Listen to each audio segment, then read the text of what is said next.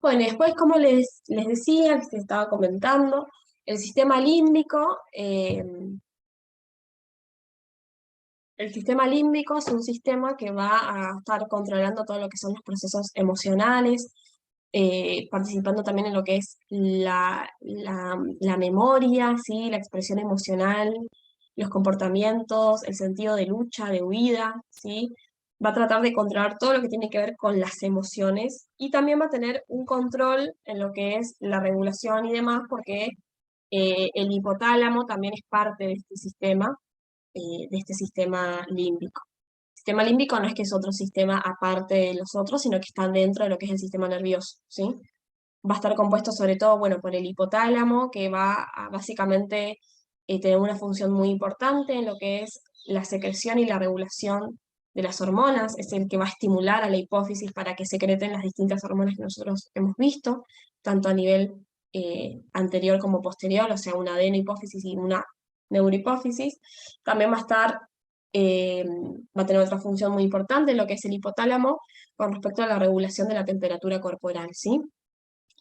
Por otro lado, vamos a tener el hipocampo, que va a ser el encargado de lo que es el desarrollo de la memoria, ¿sí? Muchas veces las lesiones a ese nivel explican los trastornos en lo que es la memoria. Por otro lado, vamos a tener otra estructura que tiene que ver con la amígdala, que se va a encargar tanto de las emociones como de las conductas, ¿sí? Va a ser el que va a estar implicado en lo que es la sensación de miedo.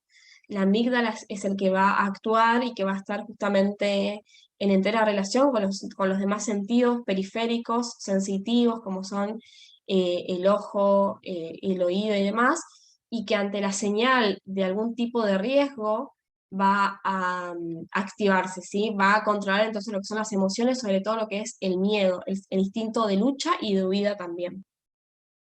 Y después vamos a tener otras estructuras, ¿sí? Que van a ser un poco más secundarias, como pueden ser, por ejemplo, lo que es el cuerpo mamilar, el bulbo olfativo, el septum, eh, que van a ir generando otros tipos de características, o sea, que van a conformar lo que es el sistema límbico. Pero básicamente las tres estructuras más importantes de este sistema van a ser el hipotálamo, la amígdala y el hipocampo, ¿sí?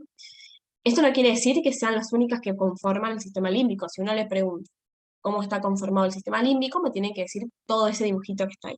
El septum, el bulbo olfativo, el hipotálamo, la amígdala, el cuerpo mamilar, el hipocampo, el giro cingulado, ¿sí? Eh, pero básicamente las tres estructuras más importantes van a ser lo que es el hipotálamo, la amígdala y el hipocampo también, ¿sí? Acuérdense de eso, que el hipotálamo era parte también de lo que es el sistema endocrino, básicamente porque le da la señal, digamos, a lo que sería la hipófisis para que vaya secretando distintos tipos de hormonas. Y a su vez el hipotálamo también va a tener un papel muy importante en lo que es la regulación de la temperatura corporal.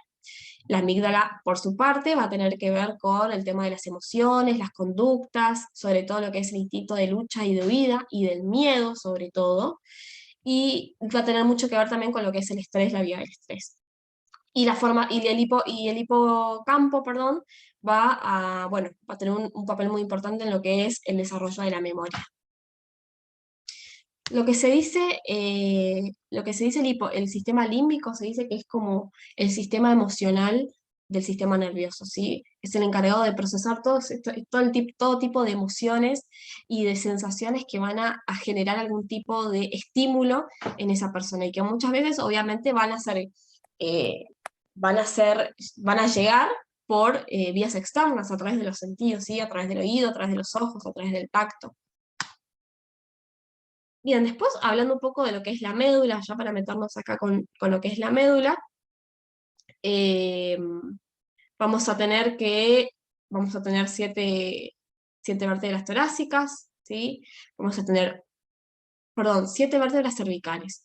Vamos a tener 12 vértebras torácicas y vamos a tener 5 lumbares. Y después vamos a tener la región sacra, ¿sí? Con su colita que va a ser el coxis, en donde básicamente ya van a haber plexos más periféricos que van a dar también otro tipo de señales. Básicamente la médula también va a estar compuesta por lo que son las meninges, van a tener una, creo que hay una foto acá está, una raíz motora, una raíz nerviosa, van a tener nervios raquídeos periféricos que van a salir de esos agujeros vegetales, ¿sí? La médula es una estructura muy larga, ¿sí? Que va a tener, sobre todo va a recibir lo que es información somatosensorial, va a ir enviando información motora también a las distintas partes del cuerpo. Chicos, hay alguien que tiene el micrófono abierto, fíjense por favor, porque si no yo tengo que salir de todo esto y volver a entrar. Eh, Me parece que no es justo. Porque yo desde acá no puedo silenciarlos. Bien. Fíjense quién es, por favor, y me avisan. Pausar grabación. Bueno, sigo con la grabación. Eh, van a estar compuestos por 31 pares de raíces nerviosas, que se llaman dorsales y ventrales, ¿sí? Eso es por la disposición que tienen, o sea, de manera anterior o posterior, y que obviamente van a ir ramificándose y van a ir llevando y trayendo información sensitiva. ¿Qué va a pasar? Va a ser también como un nexo para generar algún tipo de información y llevarla hasta el encéfalo, ¿sí? Y viceversa. Va a recaudar todo, muchísimos tipos va a tener fibras ascendentes, eferentes y aferentes, o sea que van a ir subiendo y bajando, y van a ir llevando información sobre todo sensitiva, ¿sí? Por eso algún tipo de lesión a este nivel, y sobre todo que comprometa algún tipo de raíz nerviosa, va a generar cambios en lo que es, por ejemplo, el control de esfínteres, en lo que son las parestesias a nivel periférico, es decir, a nivel de las extremidades, justamente para que yo sepa, el tema de la médula es que la lesión que tenga ese paciente y que le provoque esa sintomatología, como sea que no tenga un control de esfínteres o que tenga una lesión a raíz de que tenga una parestesia, perdón, a nivel de los miembros inferiores y demás, cuando uno habla de parestesia quiere decir que no siente, por ejemplo, que no sientas las piernas y demás, puede ser que sea producto de algún tipo de lesión medular, ¿sí? O de algún tipo de disección medular, es decir, cuando se rompe, se corta ese nervio, y si se corta, se rompe ese nervio, no puedes llevar la información sensitiva a los distintos tipos de regiones periféricas. Eh, pero bueno, de eso va a depender el nivel medular que esté comprometido, es decir, la raíz nerviosa que esté comprometida. No es lo mismo que esté comprometida la raíz torácica que esté comprometida algún tipo de raíz cervical, ¿sí? Eh, y no es lo mismo tampoco que estén comprometidos los nervios a nivel lumbar o sacro, que esté comprometido también, obviamente, a nivel cervical, porque van a ir controlando otro tipo de sensaciones, o sea, de información sensitiva, van a ir controlando otro tipo de estructuras, ¿sí? Lo que son los nervios sacros van a ir controlando sobre todo lo que tienen que ver con lo que es el control, por ejemplo, de esfínteres, ¿sí? Junto con los nervios lumbares y sacros, y lo que serían los nervios cervicales van a tener que ver un poco más con lo que es el control sobre todo de los miembros superiores y demás.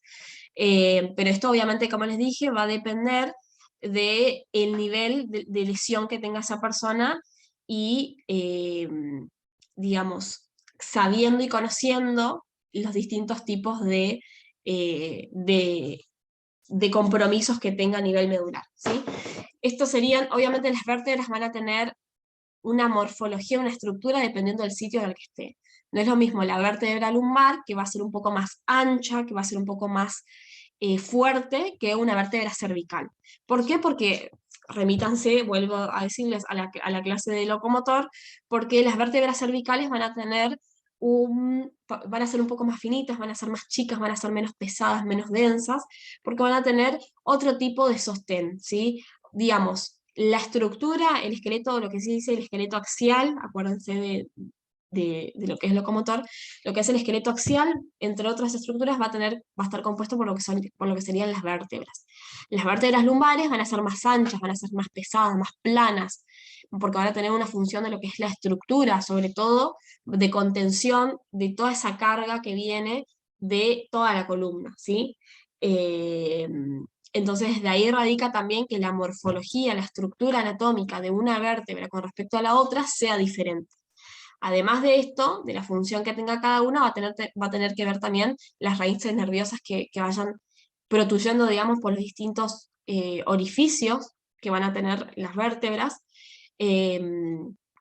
Y bueno, van a generar también un estímulo diferente según el sitio en el que esté. Siempre es según el sitio en el que esté, porque según el sitio en el que se localice, van a haber ciertas células especializadas, van a haber ciertas funciones que se lleven a cabo, ¿sí? Fíjense que acá tenemos lo que sería la raíz nerviosa en sí, ¿sí? De lo que sería la médula, y van a tener los nervios periféricos o los ganglios simpáticos que van a ir saliendo. Estos ganglios simpáticos después los van a entender en la clase que viene porque van a tener o sea, cada uno de ellos va a ir desembocando a nivel de distintos órganos, sea a nivel del intestino, sea a nivel de la vejiga, sea a nivel de los ojos, ¿sí? Entonces van a ir controlando distintos tipos de funciones y de órdenes que se van a dar a ese nivel. Cuando uno está nervioso, cuando uno se siente mal, puede ser que tenga un dolor de panza, puede ser que tenga sensación o ganas de vomitar, y esto está controlado justamente por el sistema nervioso autónomo, ¿sí? Porque absorbe esa información desde los órganos más periféricos, desde los órganos más alejados, y lleva esa información que sube primero a través de la médula hasta que llega al tronco encefálico y finalmente al encéfalo donde se procesa esa información, ¿sí? Si yo estoy nerviosa y llega, por ejemplo, si yo estoy nerviosa por algo, o veo algo que no me gustó, esa información está entrando a través de mis sentidos, a través de mis ojos. Esa información se procesa a través de mi cerebro y también baja a través de la médula, y por consiguiente van a hacer que yo tenga dolor de panza, por ejemplo. ¿Por qué? Porque mi ganglio simpático va a hacer lo suyo a nivel local. Fíjense, esa información que entró por mis ojos se procesó a través de la corteza cerebral y llegó de la médula, se fue distribuyendo y llegó finalmente, no sé, a mi intestino, va a hacer que yo tenga un dolor de panza muy fuerte porque vi algo que a mí no me gustó, o porque me puse nerviosa por alguna situación. Este circuito que se va a ir, que es como una especie de simbiosis, como, que se va a ir como retroalimentando, que va a ir constantemente recibiendo información somatosensorial. Esperen chicos que...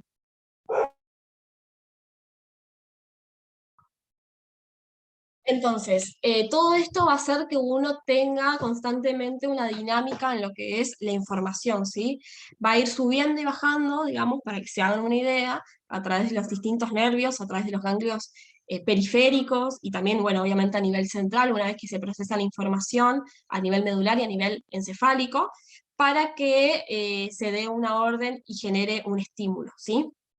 Esto es lo que tienen que saber de lo que sería médula y de lo que sería nuestro sistema.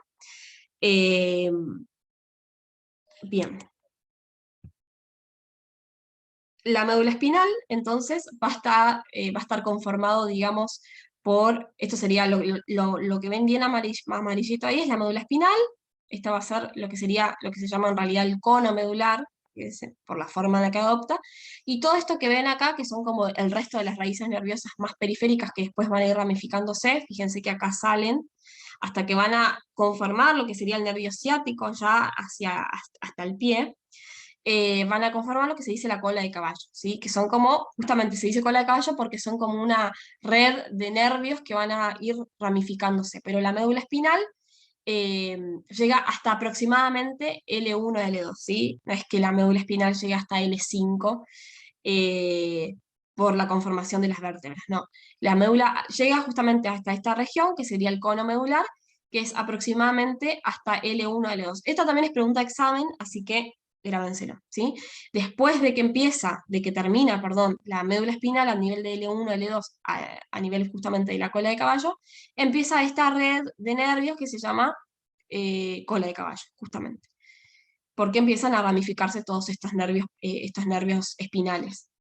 ¿Sí? Esto es importante porque, bueno, obviamente en procesos de lo que sería punción lumbar, uno tiene que punzar, saber a qué nivel se debe punzar, ¿sí? Esto es importante, por eso es importante conocer lo que sería la disposición de la médula, ¿sí?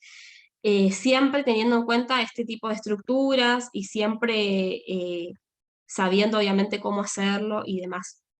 Por eso lo que se tiene que tener en cuenta es que para hacer una punción lumbar hablo, es la terminación de lo que es la médula espinal, ¿sí? Más o menos hasta L1, L2 se dice que termina, entonces a partir de ese nivel, o sea, a partir de L4 hasta L5, es un una brecha de lugares en los cuales yo puedo punzar.